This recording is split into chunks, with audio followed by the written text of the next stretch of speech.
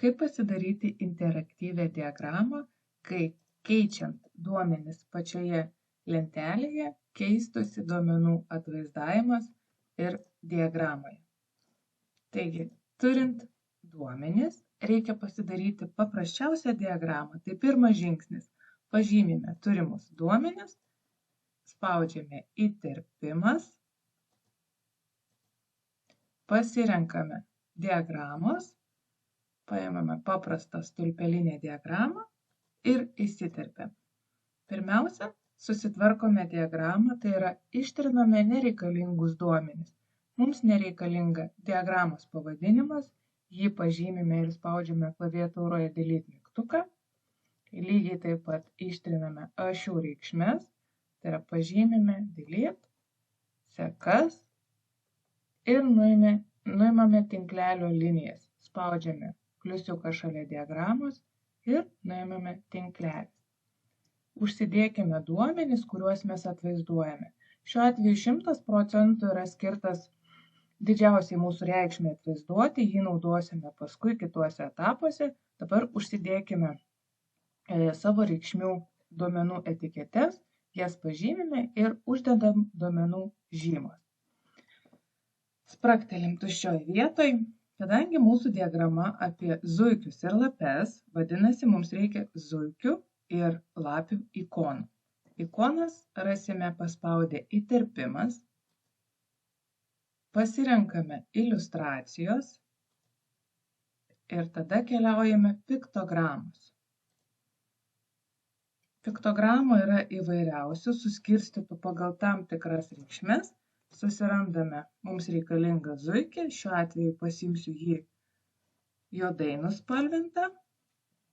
Turime zuikį ir vėlgi įterpimas, iliustracijos, piktogramos ir susiraskime lapės ikoną. Lapę irgi paimkime juodą. Pasirenkame ir spaudžiame įterpti. Šiame etape tvarkysime savo ikonų spalvas. Spalvos yra jūsų asmeninis pasirinkimas. Šiuo atveju pažymiu zuikio ikonėlę ir keliauju prie grafinio objekto užpildas ir pasiemu spalvą. Aš noriu, kad mano zuikis būtų juodai pilkas, o lapė grafinio objekto užpildas tebūnie jinai auksinės spalvos. Šitos dvi ikonos bus skirtos mūsų stulpeliams, mūsų duomenim atvaizduoti ir mums reikia dar šitų ikonų dublio didžiausios reikšmės atvaizdavimui. Tai šitas dvi ikonas jau šitaip suformatuotas reikia nukopijuoti. Yra pažymėta lapės ikona, kad pažymėti kitą ikonėlę spaudžiu Ctrl mygtuką klaviatūroje, jį prispaudus laikau, pelė pavirsta į tokį su mažu pliusiuku. Ir tada, laikydama Ctrl mygtuką, paspaudžiu ant zuikio ikonėlės. Šiuo atveju paleidau Ctrl mygtuką, šios abi ikonos yra pažymėtos ir kopijuoju. Kopijuoju vėlgi klaviatūros mygtukais. Ctrl C, pažymiu, Ctrl C ir Ctrl V įklijuoju. Nusinešu ten, kur man patogu, sprakteliu bet kurioje vietoje dokumento ir dabar tvarkysimės. Pirmiausia, tvarkykim zuikį. Pažymime ir reikia padaryti, kad jis būtų bespalvis ir uždėti liniją. Tai yra grafinio objekto užpildas, pasirenkame be užpildo, nenuspraktelkit kažkur kitur, nes reikės ieškoti zuikio. Ir tada šalia yra kontūras, grafinio objekto kontūras, pasiemu tą spalvą, kurį aš jį spalvinau, tai yra juodai pilku. Lygiai tą patį darau su lapės ikona. Užpildą padarau be užpildo ir kontūrą auksinės spalvos. Sekantis etapas. Dabar šitas ikonas reikės įkelti jų vietas. Šito zuikučio pasidarau kopiją, Ctrl C, baksteliu ant pirmos sekos, vieną kartą baksteliu jūs pasižymi abi sekos, tai dar kartą baksteliu, kad būtų viena ir įklijuoju Ctrl V. Zuikis nelabai gražus, bet nekreipiam dėmesio. Šitą bespalvį zuikį turiu įklijuoti į antrąjį stulpelį. Ctrl C, baksteliu, pasižymiu, kad jisai būtų 1, Ctrl V. Lygiai tą patį darau su lape. Ctrl C, pažymiu pirmąjį stulpelį, tik tai pirmąjį, Ctrl V ir tada be spalvio į paskutinį stulpelį. Vėlgi, kad būtų 1 pažymėtas, Ctrl V. Na štai.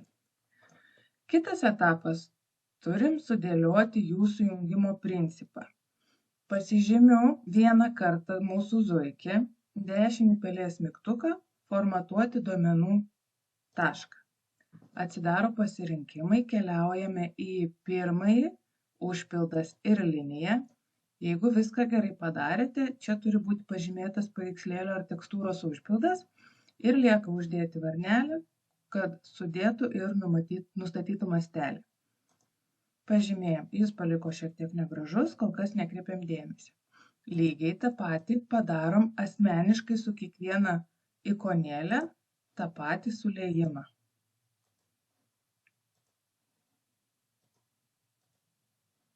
Ir sulieti. Na va.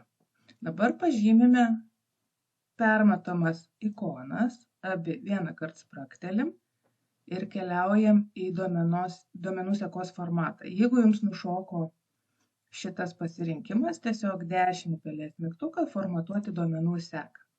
Ir šitoj sekos parinkty padarom sekos persidengimą ir tarpo plotį 0. Ir viskas. Mūsų duomenų etiketės, jas galima nusinešti, jas seka duomenų etikečių linijos, jas galima ištrinti, bet ne visada jos atšoka. Ir tada nutrinam tas, kas mums jau nebereikalinga. Na ir pabandykim, jeigu miške turim 15% zuikių ir 78% lapių, tai matom, kas dominuoja miške. Ir analogiškai keičiant duomenis, mums duomenų atvaizdavimas keičiasi, o duomenų etiketės galim nusinešti jas tiesiog paimdami ten, kur mums reikia. Tai štai mūsų interaktyvi diagrama. Būtinai pabandykit, jums tikrai pavyks.